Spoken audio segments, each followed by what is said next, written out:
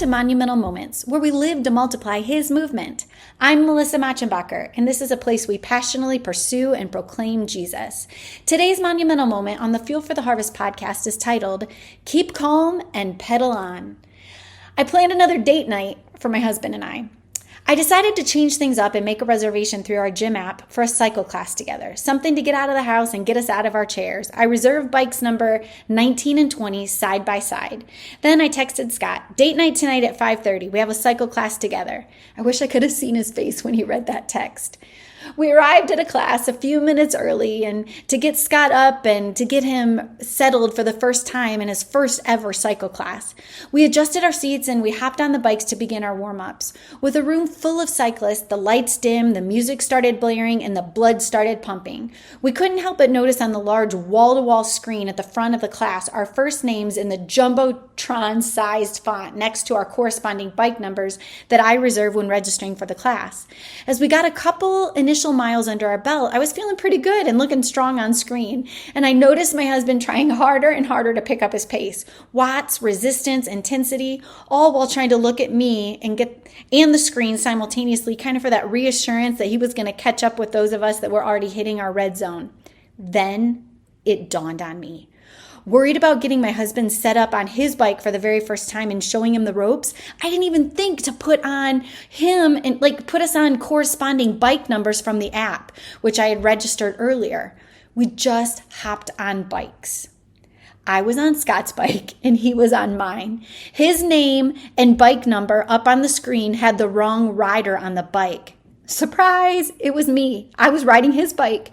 My girly results and lack of strong male intensity were showing up on the Jumbotron screen under the name Scott. No one knew, and I didn't have the heart to tell him in the moment. It's okay to pause really and laugh here with me. Scott was in it to win it. Unfortunately, the results on the screen under his name didn't reflect his effort. They reflected mine. The name Melissa on the screen looked like a superstar or soon-to-be Olympic athlete, while Scott's results and skills set the bar under my name. And all of this was on display for the world to see in this class. It happened to be leg day for me the day before, and I was working with what felt like noodles for legs. I gave all I could, but it wasn't much, especially in comparison to Scott that day. Yet there we were, side by side, biking a virtual race.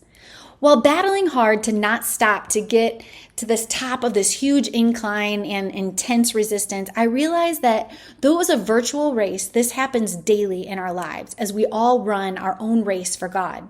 We tend to look to the right and look to the left and compare ourselves with the pace at which others are running, and we become discouraged if we feel we're not measuring up with anybody else. Or when life gets hard, we think, I'm not cut out for this and I want to give up. The truth is, as believers, there is a race set before you, and Christ is with you. Christ has given you power, strength, endurance, wisdom, stamina, vision, courage, all to run well. In your weakness, He is strong. We are all in a race. You're not alone. Christ is with you, and kingdom laborers are also running this race with you. Do not try and sit in someone else's seat or run someone else's race. God has a race for you. The Bible references truths about running a race. Here are just a couple for us to consider. 1 Corinthians 9:11 says, "Do you not know that those who run in a race all run, but one receives the prize? Run in such a way that you may obtain it." Hebrews 12:1-2 says, "Therefore we are surrounded by so great a cloud of witnesses. Let us lay aside every weight and the sin which so easily ensnares us, and let us run with endurance the race that is set before us, looking unto Jesus, the author and the finisher of our faith, who for the joy that was set before him endured the cross, despising the shame, and is set down at the right hand of the throne of God."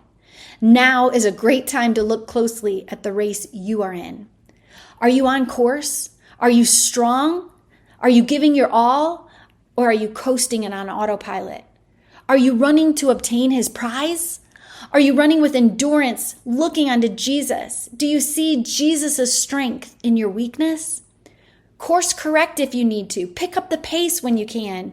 You're surrounded by many witnesses cheering you on. Lay aside any weight you're carrying and run from any sin that you may be committing. Run your race. in Christ's strength. Pray now and ask God to help you run the race well. How can you make monumental moments and live to multiply His movement today? In case you may be wondering, when I finally tried to explain to Scott through my uncontrollable laughter about the unintentional mishap that I had when I had reserved his bike and the results that he was actually following were actually mine and not his, he simply shook his head over and over and over. It's a common thing in our home. He's not surprised anymore with my continual